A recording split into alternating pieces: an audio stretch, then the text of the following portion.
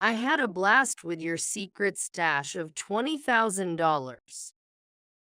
Recently, after a 7-day overseas trip, my mother-in-law called me triumphantly upon her return.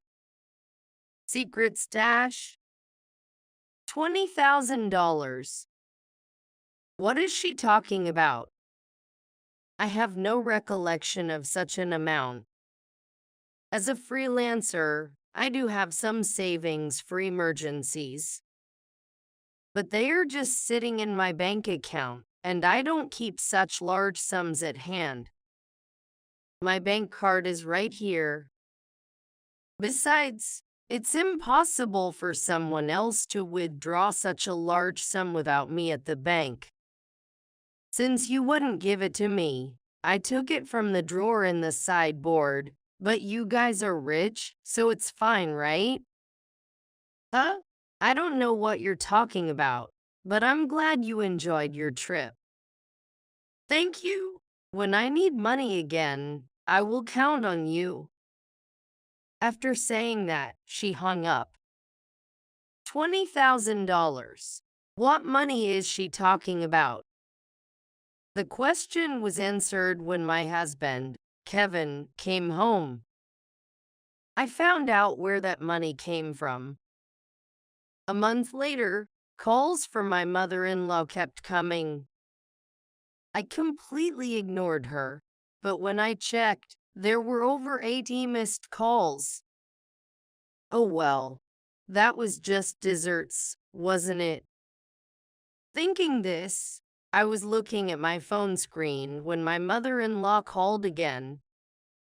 I intended to keep ignoring her, but she was so persistent that I finally answered. Hey, what do you think you're doing? As if she hadn't brought it upon herself. Her shrill voice echoed through the room via the phone speaker. My name is Alyssa. I'm a 32-year-old freelance jewelry designer. I want children, but I'm too busy with work to take care of them. My husband, Kevin, is also 32. He used to work at a company, but now he helps manage my business. When we got married, I wasn't getting much work as a designer, and we were quite reliant on his salary. However, as I approached 30, work became stable, and I needed someone to manage my schedule. It seems tough. Isn't there anything I can do to help? Despite holding a promising position in his company, Kevin bravely resigned to become my business partner. Thanks to his management, we now even deal with famous international brands. However, we do have a problem. It's Kevin's mother, who lives alone in his family home. She believes we live a luxurious life and constantly asks us for money. You always live so lavishly, I'm so jealous. As a jewelry designer, I am often invited to launch parties and dinners with executives, which are part of my business activities. However, my mother-in-law only sees these as leisure for us and demands the same lifestyle for herself. I want to throw a party for my friends, so give me some money. Of course, I can't afford to give her money every time she asks. It might look glamorous, but it costs a lot, and I can't decline these business engagements. We are not living in luxury. This is all for work. Dressed up nicely, eating delicious food in fancy places. I'm so jealous. She said it with a sneer. It seems she will never understand. Despite my refusals, Kevin occasionally gives her money because she's his mother. If giving her a little money keeps her quiet, then it's a small price to pay. Kevin thinks it's easier to give her some money to keep her quiet than to have her disturb our work, but her demands only escalated. We were both extremely frustrated. I want a dress to wear when I go to the next tea party. She had recently come to our house to beg Kevin. A dress? Can't you wear a two-piece suit instead? Formal dresses are expensive, unlike normal clothes. Although there sure are reasonable dresses, it's unlikely she was asking for something cheap. Everyone will be wearing formal dress at the tea party. It would be shameful if I wore normal clothes. She made a fuss. I think it doesn't matter whether it's formal or normal as long as it's appropriate. Oh, and speaking of dress, I need matching shoes. All right, I'm counting on you. With that, she left. My husband had made her a credit card in her name because she frequently asked for money and told her to use that for payments. Initially, she overspent and Kevin had to warn her often, but there was no sign of improvement. At least she started to inform us before making big purchases, but she still kept up her old habits. Once, she came saying, "I found a beautiful ring and bought it. Sorry for the after-the-fact approval." Once, we had a bill with an unbelievable amount of money. "If you're going to spend like this, can you return the card? I can't keep up with the payments." The card was in her name, but Kevin managed the payments after seeing the bills. My mother-in-law seems to think that she can buy endlessly with it. A credit card is not a magic money tree. What's spent must be paid for. Since it was not her wallet being emptied, she continued to max out the card. So, Kevin had to set a limit on her card's spending capacity. Hey, when I tried to shop the other day, I couldn't make the payment. Why is that? My mother-in-law stormed in suddenly. "You've been spending too much, so I had to lower your monthly limit.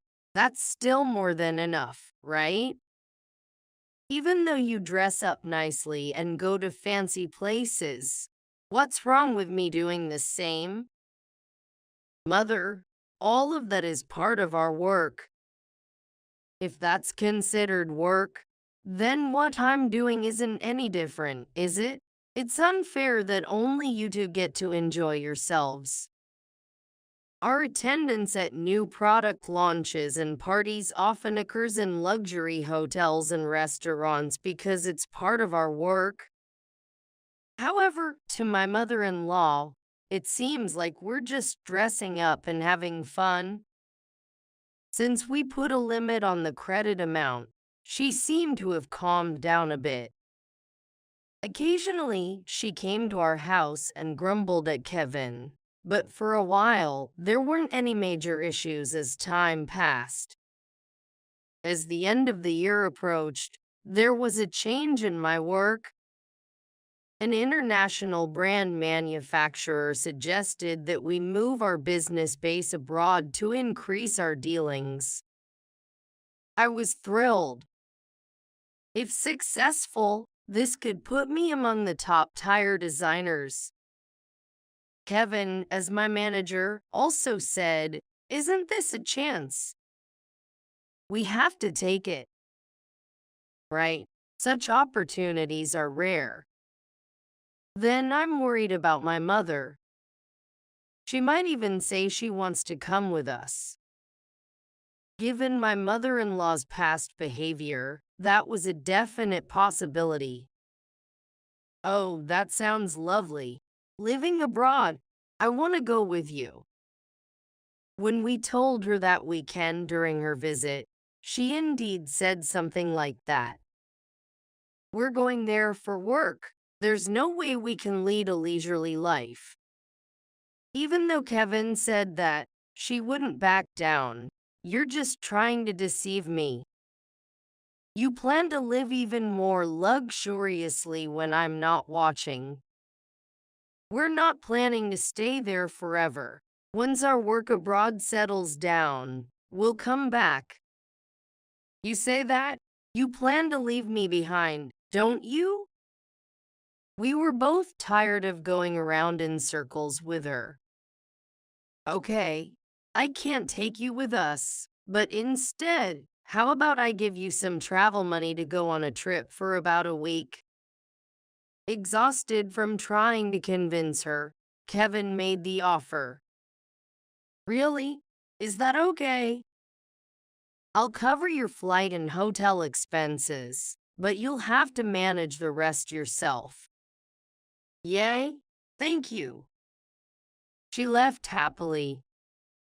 However, the relief was short-lived.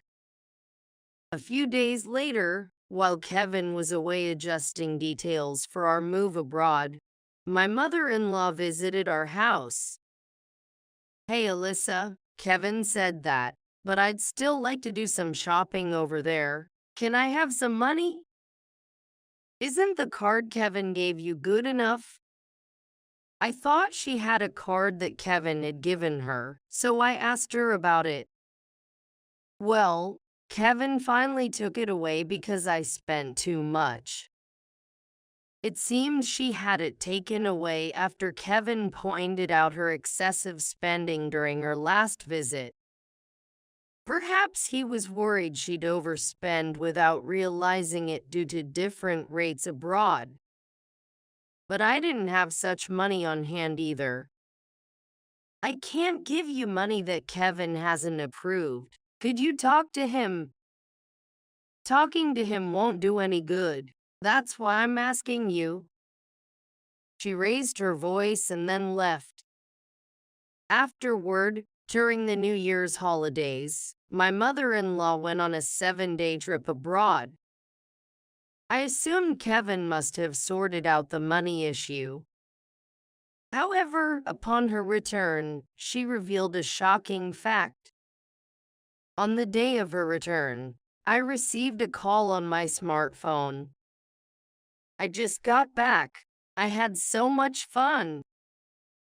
Over the phone, without waiting for my reaction, she began excitedly talking about her sightseeing and meals at restaurants.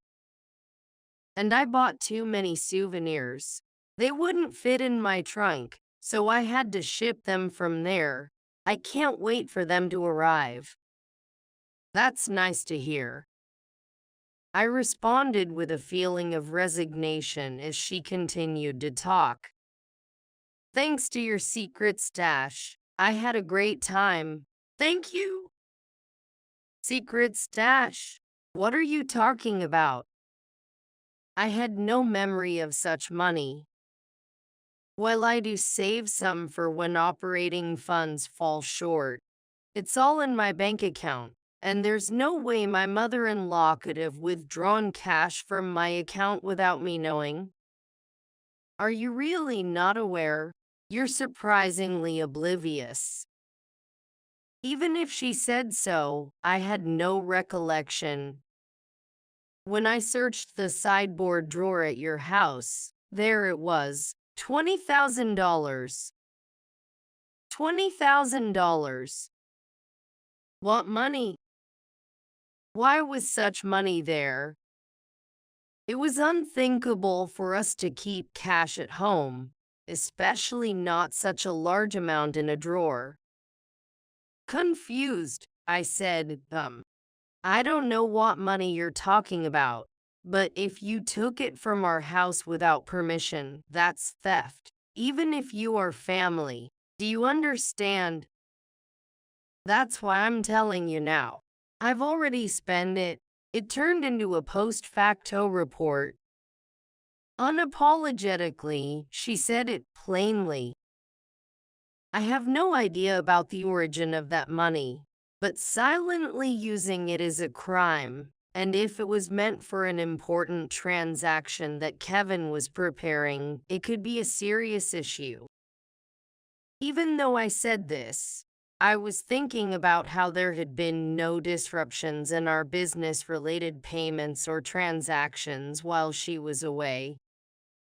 You two live a lavish life. So what's wrong with me getting a little something too? Think of it as a way of showing parental gratitude. It's not a big deal, right? What a selfish thing to say. This is not the behavior of someone who should be taking money without permission, even if it's from her son and daughter-in-law. I'm glad to hear you enjoyed your trip. As for the money, I'll ask Kevin when he gets back. I answered, still unclear about the whole situation. Being an only son, Kevin will surely overlook the use of just $20,000. Understood. I'll pass on the message. I was astonished at how oblivious my mother-in-law was. Please make sure to tell him. Thanks again. That's what she said before hanging up. But still, $20,000 in cash at home. What money could it be? Alyssa, do you know about the money I put in the drawer? That night, my husband returned home and asked me with a serious expression. I withdrew it from my account 10 days ago, and now it's gone. It was you? You put that much cash in the drawer. Didn't you think that was careless? I needed it in cash right away. It was urgent and had to be deposited. Do you know anything about it? Don't tell me you. He looked at me suspiciously. No, it's not me. Your mother called today saying, thanks for the $20,000. I had a great time with it. I had no idea what she was talking about. What? My mom? So it was Kevin's money after all. Still, I wondered where he had intended to deposit such a large amount. Hey, if it was a payment to a client, we usually handle that through bank transfers, right? Why cash? I knew it was Kevin's money, but I still didn't understand why. Right? So she took it without telling us. Well, she brought this on herself. What do you mean? I still didn't understand and asked him to explain. Well, Kevin began to explain why he had kept such a large sum of money at home. Since we limited the credit card limits and restricted cash withdrawals, my mother-in-law had been secretly borrowing money from various sources. That included payments on consumer credit cards and the ones she had secretly made. Learning this, Kevin had taken all her cards away and prepared cash to cover her ballooning debts. Even if I told her to pay it back in cash, given her character, she would end up spending it herself, right? That's why I was planning to pay directly to the financial institutions. Direct bank transfers would leave records in our accounts. Kevin was concerned about maintaining trust with our clients and managing our books without leaving too much trace.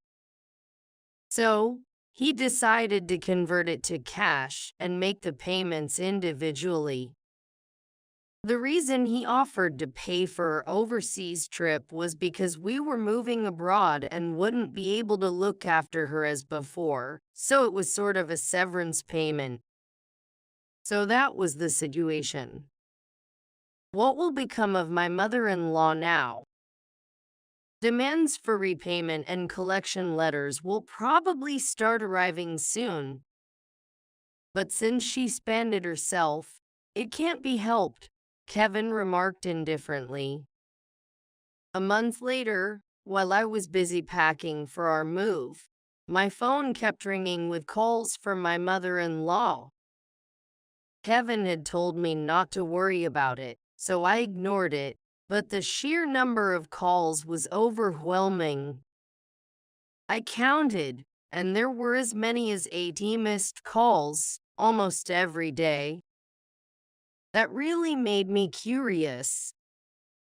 While I was contemplating what to do, the ringtone sounded again. It was my mother-in-law. As I hesitated, the call ended. Feeling slightly relieved, the phone rang again. I unintentionally answered. "You've been calling so many times. Why aren't you answering?" Her voice sounded almost like she was crying. "I'm sorry. I've been busy with the move. What's wrong?" I tried to calm myself and listen to what she had to say. "It's not about what's wrong. They ask for money almost every day. It's overwhelming." "What about Kevin? You contacted him, right?" "It seems like he's blocking my calls. I can't reach him at all. Alyssa, you're my only hope. Please help." I was surprised that Kevin had taken such a drastic step against his own mother. If only he had made the payments with the money he had set aside, this wouldn't have happened. Collection notices and demands for repayment from consumer finance companies were piling up at my mother-in-law's, causing a terrible situation. Someone was constantly watching her house, and she could hardly go out. There were terrible notices stuck to her door. I had never witnessed such a scene before. I thought such things only happened in dramas. "Alyssa, I'll mention it to Kevin, but I don't know what he'll say. Your own mother is in trouble. Helping me should be a son's role, right? Please ask him to." All I could do was to sigh. The call ended there. We needed funds for our business expansion abroad, and we didn't have the resources to assist my mother-in-law further. Moreover, she had spent the money Kevin had prepared to cover her debts, so this was indeed her own doing. Did she call? Just ignore it. When I informed my exhausted husband about the situation upon his return home, he responded dismissively. "I was planning to sort things out before we leave the States, but since she wasted it all herself, there's nothing I can do now." That's true. The money was originally prepared by Kevin to settle his mother's debts. Since she used it for a lavish trip instead, there's no excuse for her behavior. The calls from my mother-in-law continued, but like Kevin, I set her number to be blocked on my phone. Well, I want to help since she is Kevin's mother. If Kevin himself has decided to ignore her, there's little I can do. As we prepared to leave the States, the day of our departure was drawing closer. I need to finish packing soon, I thought, looking around the room that was still cluttered. Eventually, it appears that my mother-in-law sold her house to pay off her debts. Besides the $20,000 Kevin tried to cover, it turned out there were more hidden debts. Even after selling the land and house, she couldn't pay off the total amount, which was unimaginable. "Hey, your childhood home. It's gone now. Are you okay with that?" How could I be okay? But there's nothing I can do. Kevin looked somewhat sad. The sense of loss from seeing the home he grew up in disappear must be significant. Having lost my parents early, I understand the loneliness of losing a place to return to. However, unlike me, Kevin lost his place to return to because of his living mother's actions. I can't even imagine how that feels. Now, my mother-in-law lives in a cheap apartment, struggling to pay off the remaining debt by working part-time. At over 60, there aren't many places willing to hire her. I feel a bit of sympathy for her situation. However, it's a consequence of her own wasteful spending, so she is to blame. No matter the age, one must take responsibility for their actions in the end. My business is thriving, and establishing a base overseas has led to increased interest from other brands. Offers come in from unexpected places that I couldn't have imagined while in the States. It's a blessing, but I'm incredibly busy, barely finding time to sleep. Despite being abroad, I don't have the time to explore. Kevin is also busy managing everything. Children are still far off in the future. I think to myself as I look out over the foreign cityscape outside my window,